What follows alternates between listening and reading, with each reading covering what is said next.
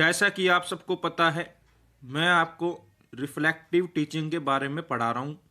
Reflective teaching में मैंने आपको बताया कि रिफ्लेक्टिव टीचिंग एक कंटिन्यूस प्रोसेस है और लाइफ लॉन्ग प्रोसेस है। रिफ्लेक्टिव टीचिंग निरंतर चलने वाली एक प्रक्रिया है जिसमें टीचर अपनी ही टीचिंग को सेल्फ असेस करता है, सेल्फ इवेल्युएट करता है, सेल्फ ऑब्जर्व करता है। अब हम देख लेते हैं रिफ्लेक्टिव टीचिंग के क्या क्या बेनिफिट्स हैं, रिफ्लेक्टिव टीचिंग के क्या क्या एडवांटेजेस हैं, इसके क्या क्या मेरिट्स हैं। इसके अंदर फर्स्ट पॉइंट है, it enhance the quality of teaching through continuous improvement, innovation bracket में लिखा है। रिफ्लेक्टिव टीचिंग से टीचिंग की क्वालिटी बढ़ती है, इंक्रीज होती है। टीचिंग की क्वालिटी इसलिए इंक्रीज होती है क्योंकि हम कंटिन्यूस बेसिस पर इसके अंदर इम्प्रूवमेंट करते रहते हैं। और कहीं ना कहीं रिफ्लेक्टिव टीचिंग से हमारी टीचिंग में इनोवेशन भी आती है, हमारी टीचिंग इनोवेटिव बनती है। जब हम किसी भी चीज़ के बारे में या काम के बारे में गहन चिंतन करते हैं, मतलब क्रिटिकल थिंकिंग करते हैं, तो वो अपने आप ही इनोवेटिव हो ही जाती है।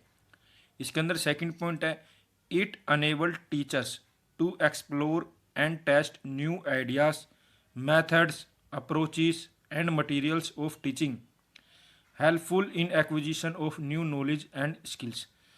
रिफ्लेक्टिव टीचिंग की वजह से हमारे टीचर्स नए नए टीचिंग आइडियाज़ को, टीचिंग मेथड्स को, टीचिंग अप्रोचेस को, टीचिंग मटेरियल को टेस्ट करते हैं, एक्सप्लोर करते हैं। रिफ्लेक्टिव टीचिंग न्यू नॉलेज को और स्किल को ग्रहण करने में बहुत हेल्पफुल है, बहुत सहायक है। नेक्स्ट पॉइंट है point number 3, it provides opportunity to assess how effective the new approaches were. Reflective teaching ने हमारे टीचर्स को ये अपॉर्चुनिटी दी है, ये मौका दिया है कि वो ये एसेस करे उन्होंने जो टीचिंग अप्रोचेस यूज़ करी है वो कितनी इफ़ेक्टिव है भी या नहीं है।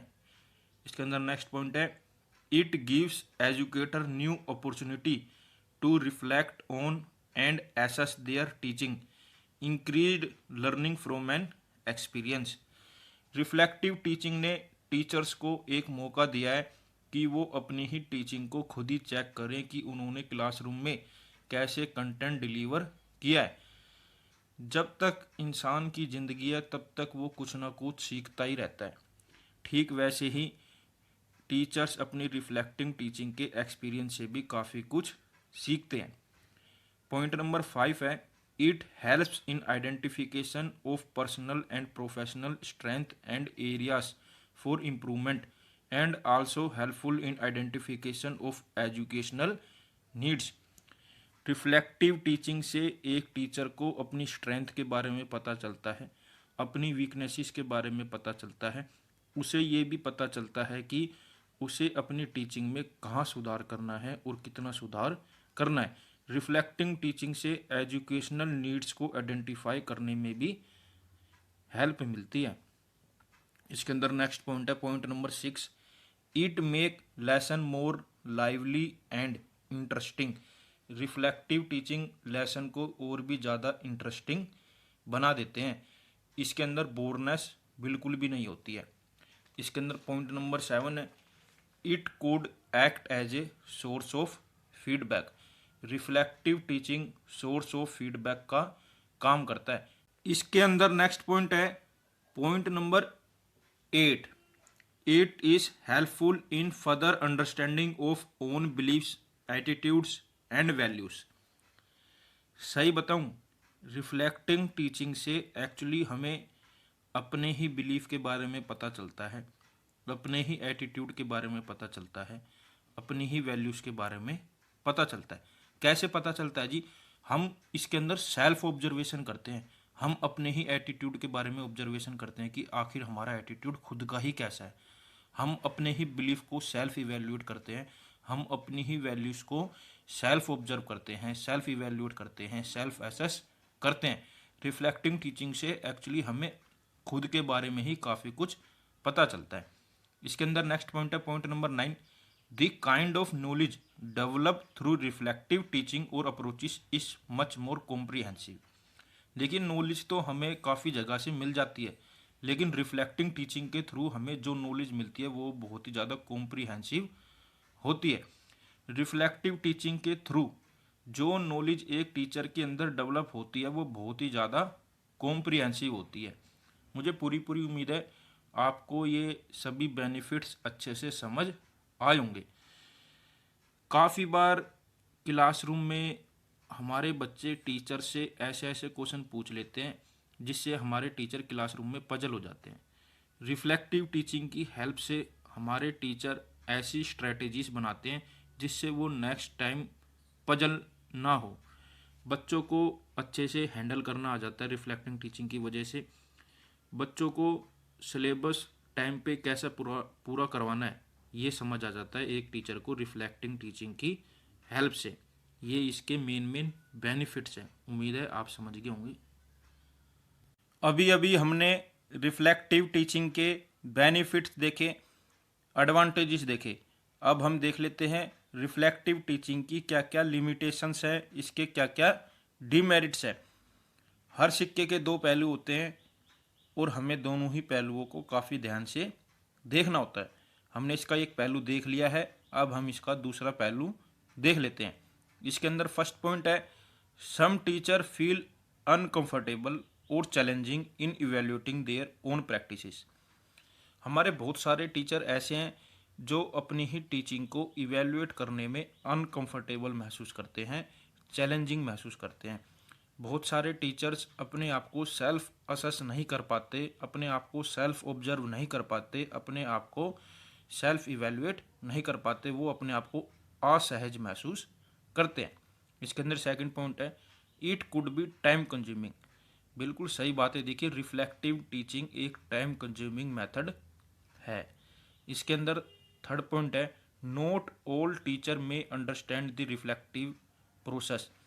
हमारे सभी टीचर्स को रिफ्लेक्टिंग टीचिंग का प्रोसेस समझ नहीं आता। वो समझ ही नहीं पाते कि आखिर रिफ्लेक्टिव टीचिंग का प्रोसेस क्या है और रिफ्लेक्टिंग टीचिंग कैसे करनी है। इसके अंदर नेक्स्ट पॉइंट है point number 4, it may not be adequate to resolve all problem of teaching. देखिए हमारी टीचिंग के अंदर बहुत सारी प्रॉब्लम है, उन सभी प्रॉब्लम का सॉल्यूशन रिफ्लेक्टिव टीचिंग है ऐसा नहीं है। रिफ्लेक्टिंग टीचिंग के थ्रू सारी प्रॉब्लम सॉल्व हो जाएंगी ऐसा नहीं है। फिफ्थ पॉइंट है, it may have confusion as to which situation और एक्सपीरियंस टू रिफ्लेक्ट अपॉन। देखिए बहुत सारे हमारे टीचर ऐसे हैं वो कन्फ्यूज हो जाते हैं कि हमें कौन सी सिचुएशन को, कौन से एक्सपीरियंस को सेल्फ ऑब्जर्व करना है, सेल्फ इवेल्युएट करना है या सेल्फ ऑब्जर्व करना है। मतलब एक कन्फ्यूजन वाली सिचुएशन आ जाती है। इसके अंदर सिक्स्थ पॉइंट है, while teaching it is difficult to find enough time to collect data, reflect, re read and share with colleagues. देखिए टीचिंग के टाइम पर रिफ्लेक्टिव टीचिंग करना बहुत ही डिफ़िकल्ट है, बहुत ही ज़्यादा टफ है।